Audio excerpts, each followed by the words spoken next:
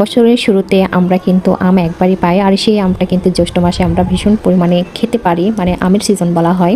এই সময় ফলগুলো একটু বেশি পাই, আম, কাঁঠাল, জাম, লিচু, আরও অনেক কিছু ফল আমরা পাই। তো তার মধ্যে আমরা তো আম মজা করে খাই।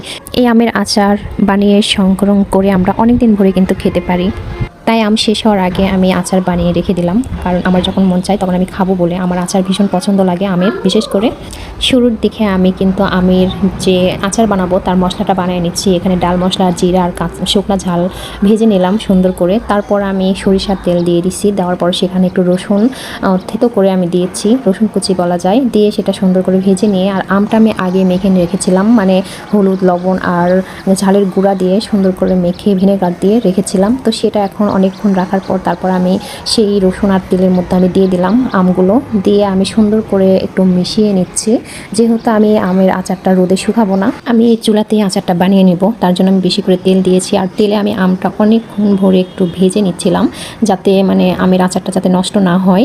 দেখতে পাচ্ছেন, তো আমি এটার মধ্যে এখনও কোনো মশলা অ্যাড করি নাই, যার কারণে দেখতে পাচ্ছেন একটু তারপরে সুন্দর কালার চলে আসছে।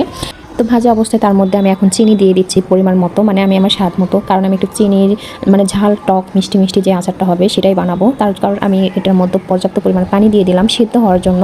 তো আমি আচারটা মানে চুলাতেই সুন্দর করে একটু নেড়ে চেড়ে সুন্দর করে বানাবো, আমি রোদে শুকাবো না।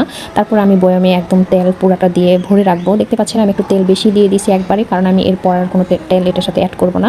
তো তারপর আমি একটু সিদ্ধ হইতে লাগছে, তারপর সেখানে আমি দেখতে পাচ্ছেন আমি এখন মশলাটা দিয়ে দিচ্ছি, যে মশলাটা আমি পাটায় বেটে নিয়েছি আগে বানানো। দেখছি এই মশলা বানানোর জন্য আমি জিরা, ডাল মশলা আর ঝাল মানে শুকনো ঝাল ভেজে নিয়েছি। আর শুকনো ঝালের স্মেলটা ভীষণ ভালো লাগে। আর ডাল মশলার আচারে কিন্তু ডাল মশলা গোটা দিতে পারতাম, কিন্তু সেটা মুখে বেঁধে যায়, মানে আমারও বিরক্ত লাগে, আমার হাজব্যান্ডও ওইভাবে খেতে চায় না। তো তার কারণে আমি এই যে দেখতে পাচ্ছেন আমার আমগুলো সব গলে গেছে।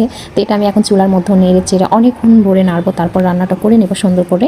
তো এই যে আমি চুলার মধ্যে এটা নেড়ে চেড়ে নিচ্ছি, এই যে দেখতে পাচ্ছেন উপরে একদম তেল উঠে আসছে। আমি কিন্তু আরও একটু মানে টানায় নিব, নেওয়ার পর আমি এইভাবেই পুরোটা বয়েমে উঠায় জুড়ায়, তারপর বয়েমে কাছের বয়েমে উঠায় তারপর আমি নর্মাল ফ্রিজে রেখে দিব। নর্মাল ফ্রিজে রেখে আপনারা কিন্তু 1 বছরেরও বেশি খেতে পারবেন এই আচার।